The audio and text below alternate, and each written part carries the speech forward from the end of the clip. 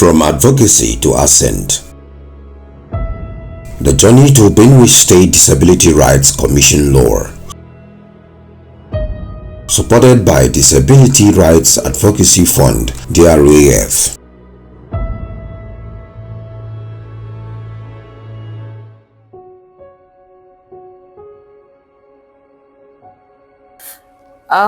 So as you often know, persons with disabilities face a lot of challenges out there in the society, and Benue State is not left out. And the awareness about issues concerning persons with disability has been on a low in Benue State. And also Benue State, out of the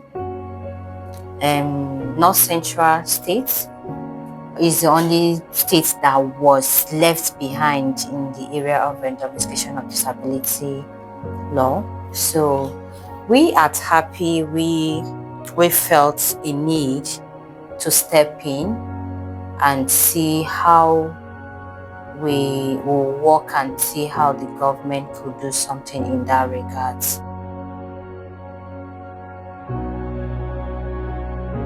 Yes, we are persons with disabilities. We wear the shoes, we know where it pinches us. In January 2024, a bold journey began, a journey to secure dignity, equity, and legal protection for persons with disability in Benue State. Supported by the Disability Rights Advocacy Fund, DRAF, Happy set out with one mission: to push for the domestication of a disability rights law. On 22nd January 2024, Happy's board and staff gathered in Abuja for an inception meeting. Together, they strengthened capacity, defined roles, and crafted strategy for implementation. This was the seed planting season of the advocacy moves. By February, the team underwent intensive training in legislative processes and strategic advocacy. Knowledge was sharpened and the foundation for effective advocacy was laid. Building consensus and momentum. At this stage, we're not going to start drafting something entirely new. No, we adopted what was drafted by other organizations like DRAC, Disability Rights Advocacy Center. We adopted what they drafted and we worked on it. We did a review of the document because it was the same work we were going to do.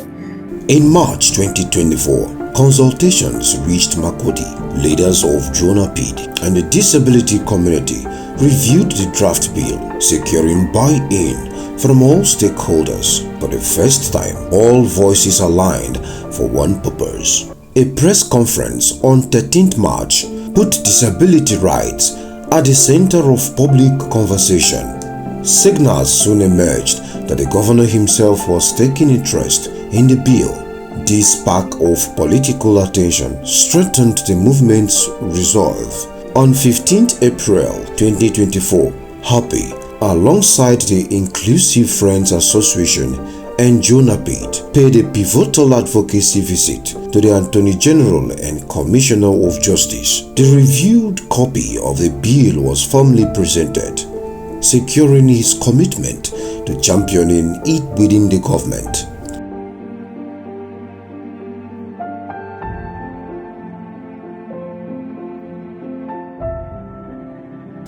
The momentum deepened on 2nd to 3rd May 2024 when a landmark stakeholders forum convened in Makodi. Ministries, agencies, cluster heads, and allies defined rules and crafted strategies. Disability inclusion was reframed, no longer a matter of charity, but of rights, governance, and justice, taking the message wilder. In May 2024, young people with disabilities were equipped through CRPD and advocacy workshop, rising as self-advocates. Meanwhile, monthly radio program on TIV, Edoma, and Igede spread the message of inclusion across the state. Between May and July 2024, advocacy moved deeper into the corridors of power, engaging the SSG, commissioners, and senior advisors to the governor. Each visit secured allies and strengthened the case for inclusion. In September 2024, 27 journalists were trained on disability inclusive reportage. From that point, the media became partner in the advocacy, amplifying the voices and reshaping public perception. Government approvals and public pressure. On 14th November 2024, the State Executive Council approved the domestication of the Disability Bill, the first official state at the highest level of the state decision-making. December 2024 brought powerful demonstrations. On the International Day of Persons with Disabilities, over 100 persons with disabilities, civil society group, and allies marched through Makurdi demanding recognition. On 10th December, Happy and Jonapid held a press conference to commend government approval and forwarding of the bill to the House of Assembly. The very next day, they visited the Speaker and clerk to track progress. On 19th December 2024, the bill was read for the first time in the House of Assembly, officially beginning its legislative journey. The legislative push followed the bill campaign. In January 2025, with renewed support from DRAF, Happy launched the Follow the Bill campaign. Advocacy visits, legislative tracking, and media spotlight ensured the bill never lost momentum. In May 2025, traditional rulers, faith leaders, and community stakeholders were engaged in dialogue that broke cultural barriers and built grassroots accountability. Youth advocates with disabilities began stepping forward, boldly claiming their rights. On 27th May 2025, Happy convened an interactive session with ministries, development partners, and house committees, a platform for cross-sector dialogue and renewed commitment. In July 2025, the reversed draft bill was validated to reflect life realities. On 31st July, Happy secured the House Committee's commitment to list the bill for its third reading. On 1st August, history was made. The Disability Rights Commission Bill was passed in the Benue State House of Assembly.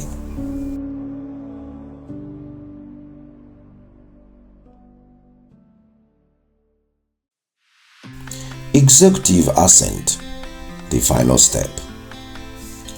Even after passage, vigilance was needed. On 4th August 2025, Happy and Jonapid held a press briefing urging immediate executive assent. On 7th August 2025, a critical advocacy visit to the Clerk of Assembly ensured clean copies were promptly sent to the governor. Finally, on 29th August 2025, Governor Hyacinth Alia signed the bill into law with one signature. The Benue State Disability Rights Commission was established, a permanent institution to protect rights, secure dignity for over 15% of the state's population.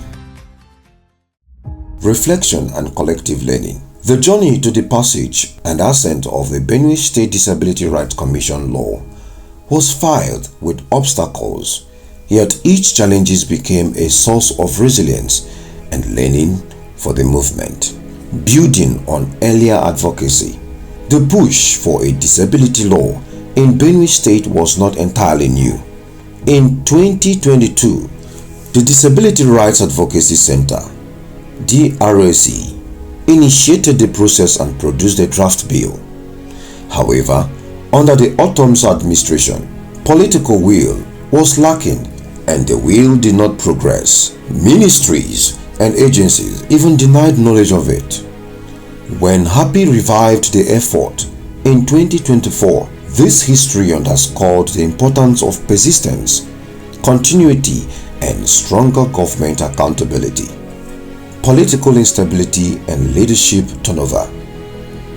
At multiple points, political instability threatened to derail progress after the Ministry of Justice approved and forwarded the bill to the State Executive Council. The Attorney General, our strongest ally, was suspended. The Secretary to the State Government, SSG, who later committed support, resigned 2 weeks after engaging with us. When advocacy shifted to the legislature, the clerk retired and 8 House members were suspended. Each of these sudden changes forced us to rebuild relationships from scratch. The lesson was clear: advocacy movements must be resilient, patient, and ready to adapt when political landscape shifts. Prolonged legislative delay.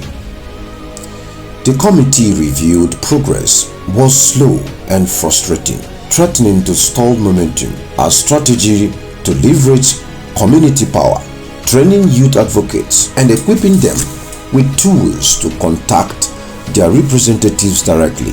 This grassroots push injected urgency into the process and prompted the second reading of the bill. The experience showed that community voices, when organized, can break legislative inertia, reshuffles, and uncertainty. The dissolution of all state commissioners created another setback, since these officials were critical to advancing disability inclusion. Their removal reinforced the importance of diversifying entry points of advocacy. Relying on one office or ally can be risky. Instead, we learned to engage broadly across executive, legislative, and community structure. Security challenges. Widespread insecurity in Benue State further complicated advocacy. In some communities, we were warned to conceal our identities for safety. The violence in Yelwanta, where lives were lost and many people became disabled overnight, underscored why this law was not a luxury but a necessity. Advocacy rooted in the lived realities of conflict and disability carried moral urgency that no policymaker could dismiss, maintaining momentum in times of chaos. Even after the House passed the bill on August 1st, 2025, new political turbulence emerged, with the resignation of the Speaker and the replacement of the clerk. By moving proactively, holding a press conference on August 4th, and immediately following up with the House to ensure the bill reached the governor, we prevented further delay. This taught us that advocacy must be proactive, not reactive, and that timing is often as important as persistence. Collective learning for the future. From these challenges, clear lessons emerged: building resilience into advocacy, accepting stability, and preparation to adapt. Engage multiple allies at once to avoid independence on a single champion. Leverage grassroots voices to push legislative actions. Keep disability rights visible from consistent media and public engagement. Act swiftly at key moments to stay ahead of political turbulence. Anchor advocacy in the lived realities of people with disabilities. Ensure the work remain urgent, relevant, and grounded. The enactment of the Benue Disability Law is personal to me. It signals recognition, dignity, and hope for persons with disabilities in Benue State who have their own rights overlooked. This law signals a commitment to remove those barriers and have persons with disabilities be at the center of decision making and have their right protected. It means that myself and other persons with disabilities can now have a guaranteed and secure future where our right is protected for us to live, to lead, and to thrive.